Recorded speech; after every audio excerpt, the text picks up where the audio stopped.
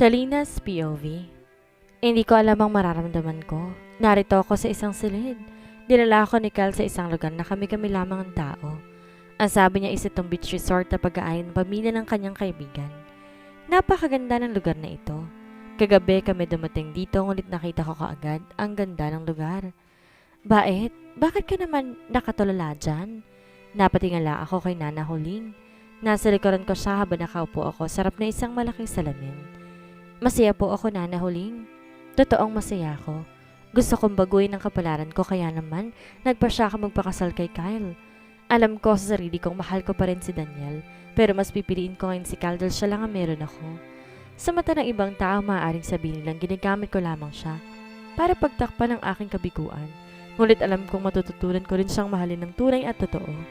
Talaga ba, bait? Natakot naman ako sa'yo. Kala ko nakapag-isip-isip ka na at balak nang umatras sa kasal. Diyos ko, natawa ako. Mukhang problemado si Nana Huling dahil sa kanyang iniisip. Hala, sige. Dito ka muna, tatawagan ko mag-aayos sa iyo. Tumango ako, tinanaw na lang siyang makalabas ng silid. Ngayon na ang araw ng kasal ko. Ngayon na ang araw na ibibigay ko ang kalayaan sa lalaking alam kong aalagaan ako.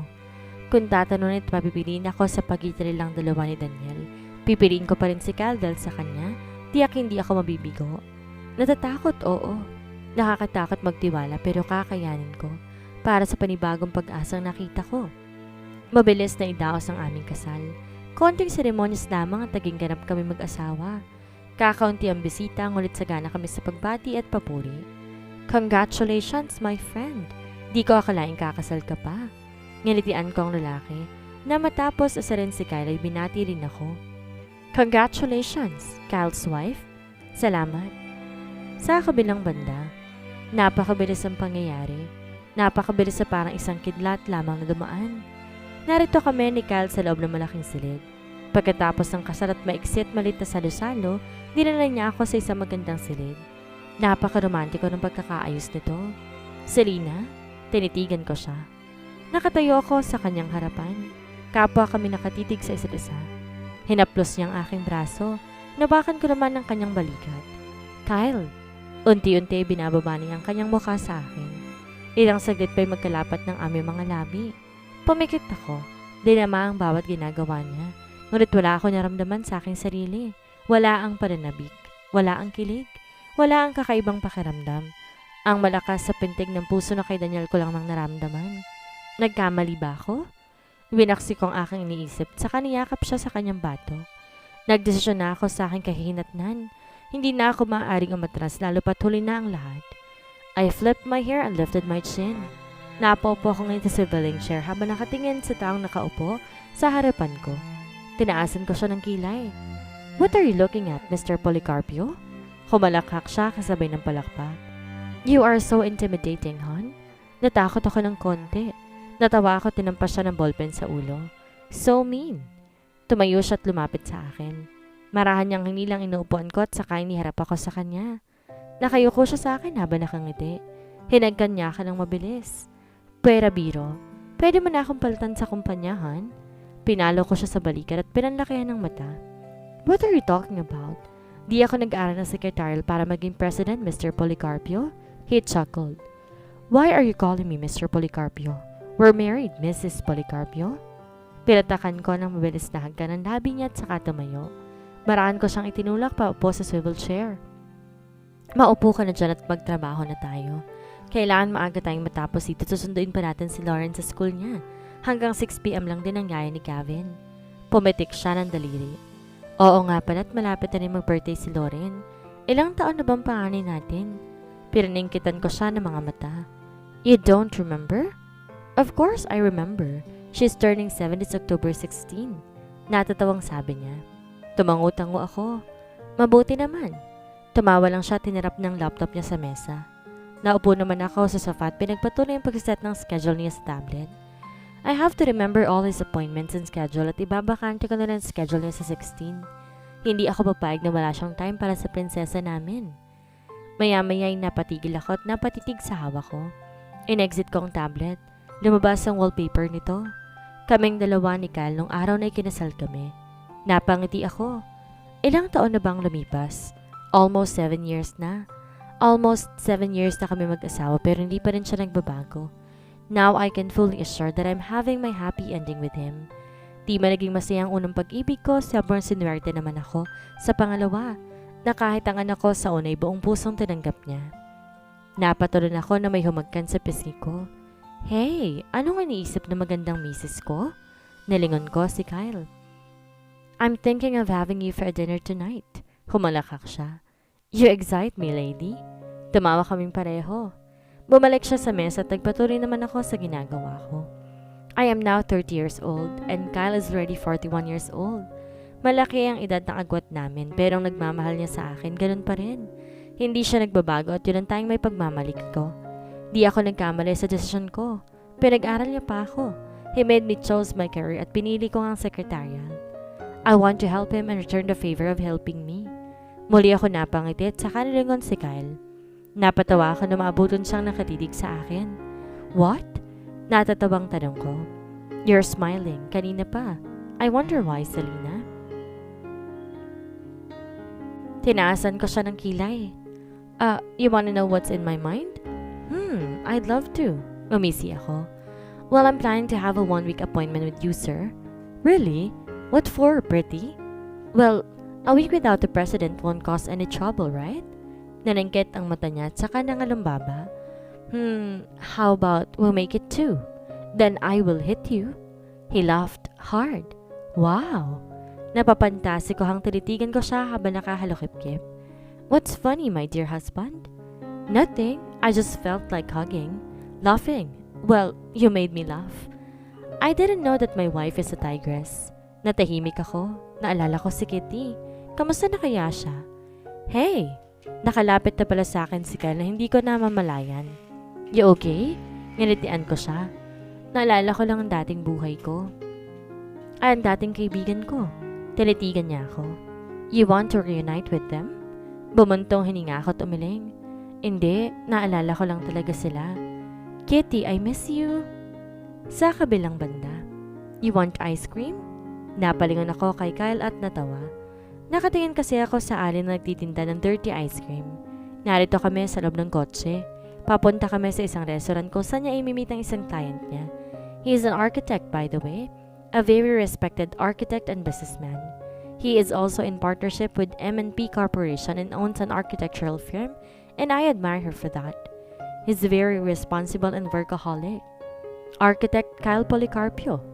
Mahinang pagbigkas ko sa pangalan niya. Mahina siyang natawa. What's with my name, hon? Nilingon ko siya at ginisian. Wala naman. I am just proud to have you as my husband. Tumingin ako sa unahan, tsaka mo rin nagsalita. A very respected architect and businessman is my husband. That's an honor. Humalakak siya. Ano namang naisipan ng weird kong asawa? Ninisuan ko siya. Anong weird? I am not weird. You are, hon. You have a tiger in the house, a bird, dog, cat, and a snake for a pet. You're talking to them and you love them more than you love me. Tumawa ako. You're jealous? Ngumisi siya. Not really. I actually find it cute and you're so, what's that called? Astig?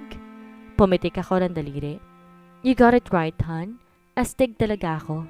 And you are my wife. I'm proud. Sasama ka ba sa loob? Pinangulutan ko siya ng noo. I'm your secretary, Mr. Architect. Siyempre, sasama ako. Naiiling na pinisil niya ang ilong ko. Baka lang wala ka sa mood. I'm always in the mood. Tsaka ko siya kinindatan. Lumabas ako ng kotse at nagsuot ng sunglasses. Tumingin ako sa tapat ko. A high-class restaurant. Naramdaman kong tumabi naman si Kalki at nilingon ko siya. He is staring at me. What? You look like the boss. Parang akong sekretary sa forma nating dalawa. Binaba ako sa may ilong kong suot kong sunglasses. Tsaka tinignan ng ayos niya. He's just wearing a white black long sleeve and pants habang ako'y nakadress. Red dress, high heels and sunglasses. May hawak din akong pouch. Natawa ko. Oo nga, no? Inawakan niyang bewang ko mula sa likod. Never mind, let's go. Sino nga yung client mo? Tanong ko habang palingalingan na makapasok kami sa loob. It's Mr. Daniel Milares. He wants me to design the house. Baka nagsisettle down na. Tumango lang. Natahimik ako dahil naramdaman ko ang mabilis na pintig ng puso ko. Di naman siguro si Daniel yon, di ba? Marami namang Daniel sa mundo. Tulad nung nag-aaral ako, inakala ko si Daniel ang isang professor namin dahil pangalan nito Daniel din. Han? Tumigil ako sa paglalakad. Yes? Nilingon niya ako matapos tumigil sa paglalakad. Sa ladies room muna ako. Samahan kita? Agad akong umiling. Sandali lang ako. Okay, dun ako sa table na yon. Talingan ko pa ang itinuro niya. Isang table na may nakaupong lalaki at nakatalikod. The man has gray hair and he's wearing a white long sleeves polo. Tumango ako. Okay. Dumiretso ako sa ladies room.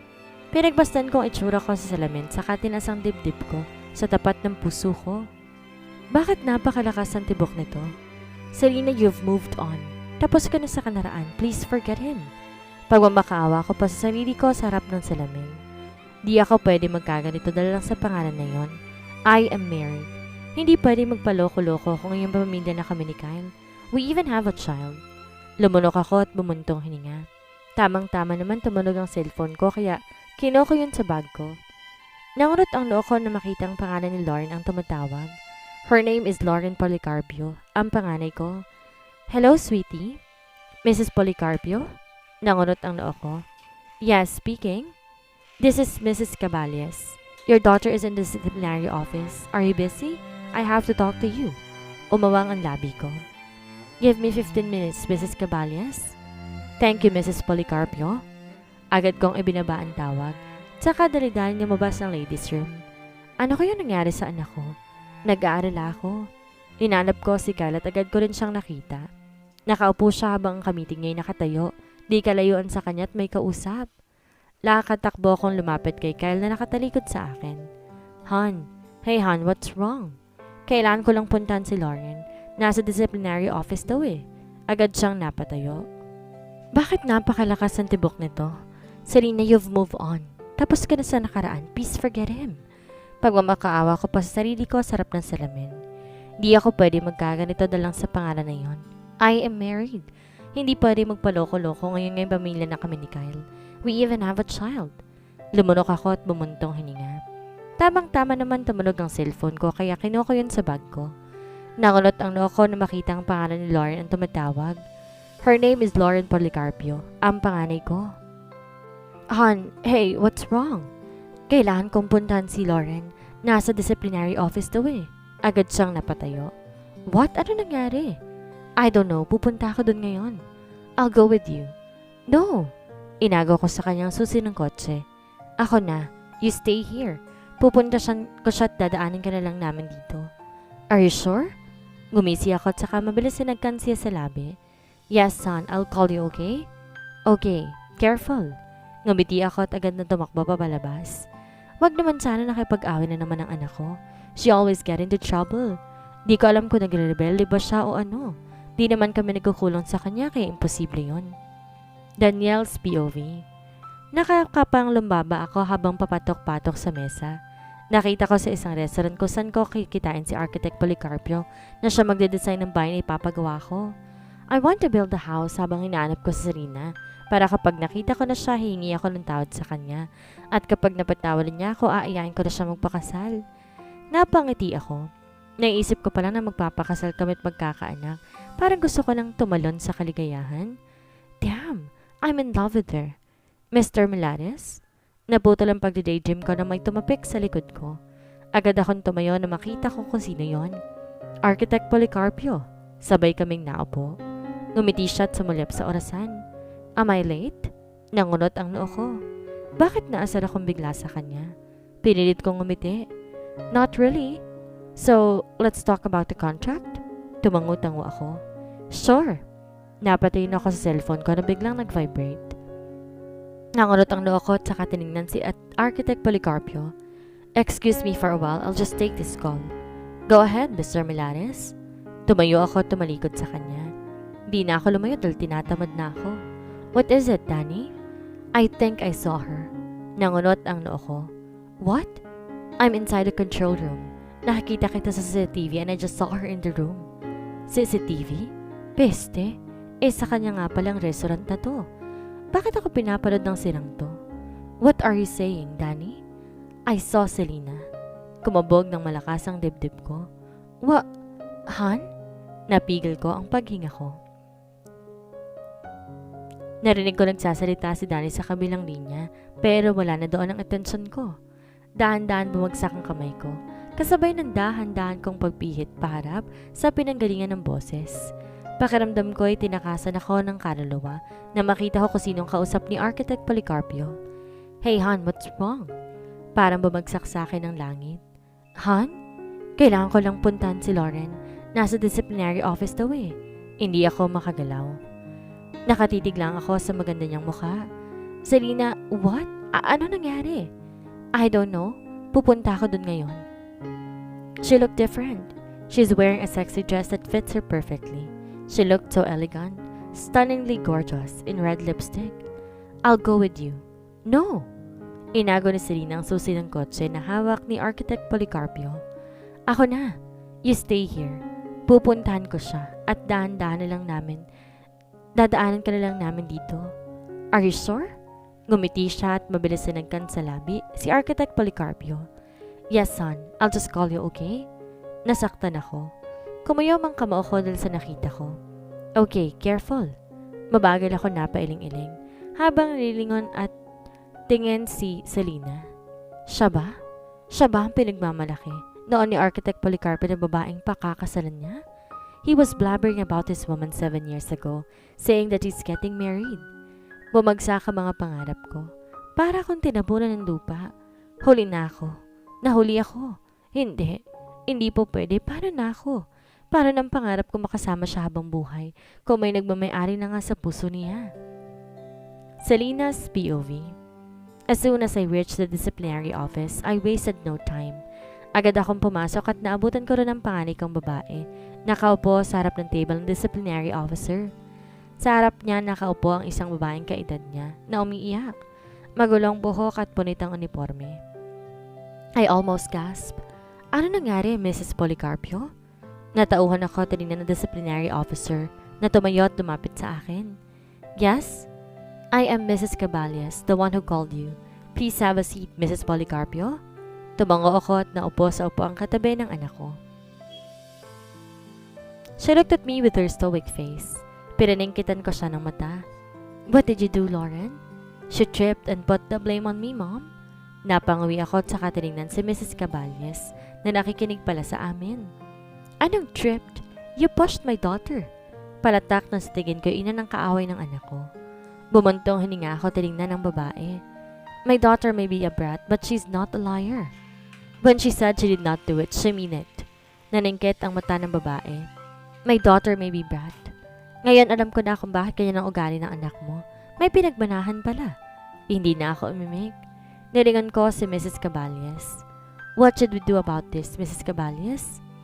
It's yours and Mrs. Reforma's decision. Tumango ako at tinignan ang babae. Kinuha ko ang calling card ng asawa ko at saka inibot sa kanya. I don't have a calling card but I think this will do. Call me when you think of anything that will settle the kid's problem. No, we have to settle things now. Matapos sasabi niyang tabigan ng kamay ko. Ayoko siyang patulan. Mahabang pasensya ko pero pag ganitong anak ko ang apektado, hindi ako papayag na kami ang maagrabyado. Look, Mrs. Reforma, I want to settle things kahit alita namang nagsisinungaling ang anak mo. My daughter is not a liar. Nangunot ang noo ko. Yung palda niyang sira at sapatos ang patunay. Kung tinulak siya ng anak ko, bakit may gasgas ng semento ang sapatos niya sa bandang likod? At bakit may kalawang ng pakong palda niya? Tinignan nila ang pinagtuturo ko. Nagangat naman ang tingin ng bata at saka masamang tumingin sa akin. Abad! Nailing na tumayo ako, tinawakan ng braso ng anak ko. Hinarap ko si Mrs. Caballes. Mauna na po kami. Pasensya na po sa abala. Nang makarating kami sa parking area, agad kong binuksan ng passenger seat at tinignan ng anak ko. She is scratching her cheeks. Hinayaan kong bukas ang pinto at saka nakalukip-kip. Tinagilid ang ulo ko. What are you waiting for, young lady? She pouted. Mom, palagi naman ako napapagbintangan eh. Maniniwala ka pa rin ba sa akin? Bumuntong hininga ako at marang hinaplos ang buhok niya. Your dad is willing. Let's go. Agad siyang ngumiti at sumakay sa kotse. Nailing naman akong umikot papunta sa driver's seat at agad nang pinaandar ang kotse. We reached the restaurants, safe and sound. Natanaw ko mula sa glass window si Kyle at ang kausap niya na hindi ko alam kung bakit nakatalikod si gawin namin. Nilingon ko pa si Lauren. Go and fetch your dad. Come with me, Mom. Inalis ko ng seatbelt ko. Okay. Sabay-sabay kaming bumaba. At naglakad papasok ng restaurant. Naningkit ang mga mata ko nang umikot ang upo ng lalaking kausap ni Kyle. Nakarap na siya ngayon sa glass window. Hindi ko na lang iyon pinansin. Daddy! Tumakbo si Lauren papalapit kay Kyle na agad namang ngumiti at binuhat ang anak. Hey baby, tamang-tamang dating ninyo.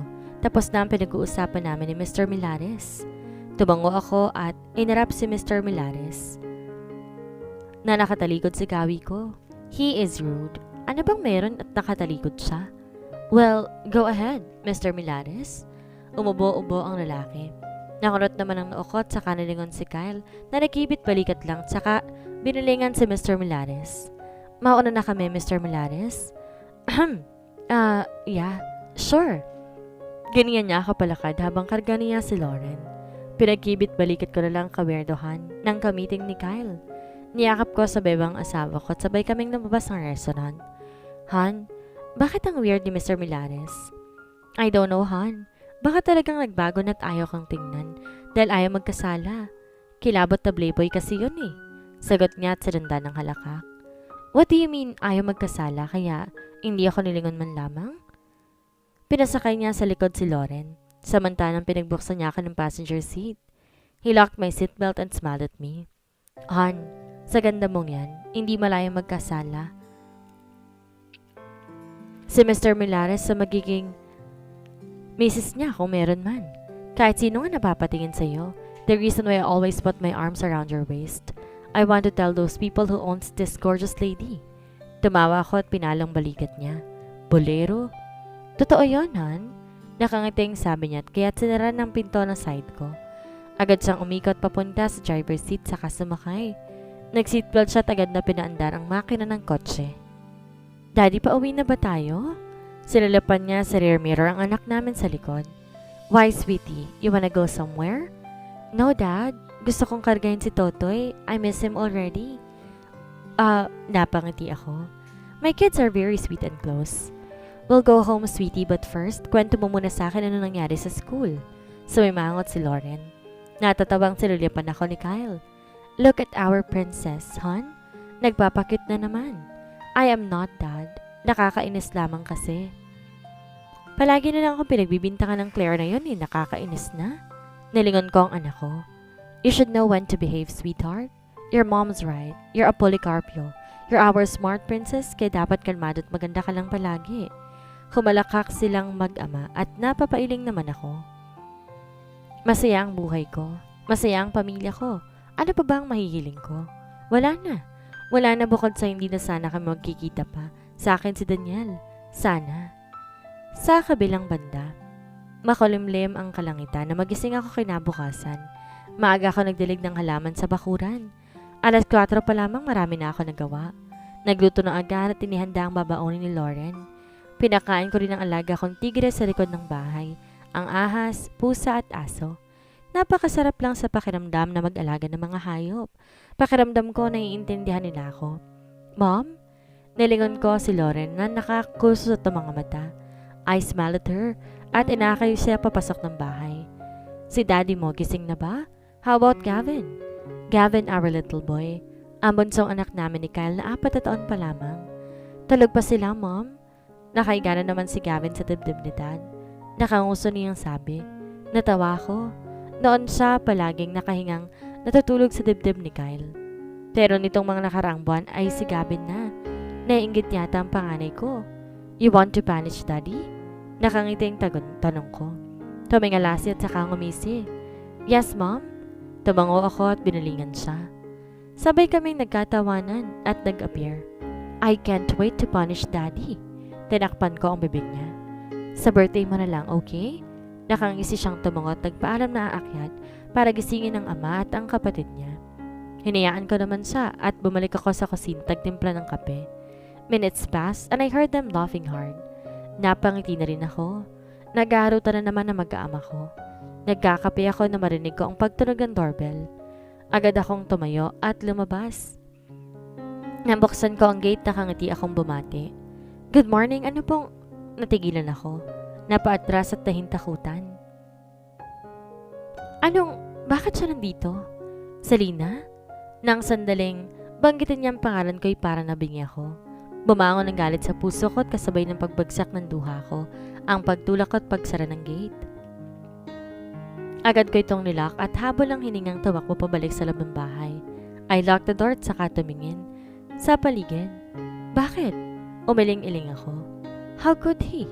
Anong karapatan niya magpakita sa akin matapos niyang wasakin ang buhay ko? Bumalik ako sa kusina at tinawawalik pa sa dati ang aking pag-iisip at pintig ng puso. Natatakot ako. Natatakot ako sa maaring gawin ni Daniel. Baka manggulo siya sa pamilya ko. Baka kunin niyang anak ko. Ano ang gagawin ni Daniel sa muling pagkikita nila ni Serena? Magawa pa kaya niyang mabawi si Serena kay Kyle o tatanggapin na lamang niya na may iba na itong mahal? Yan po ang ating aabangan sa susunod na kabanata.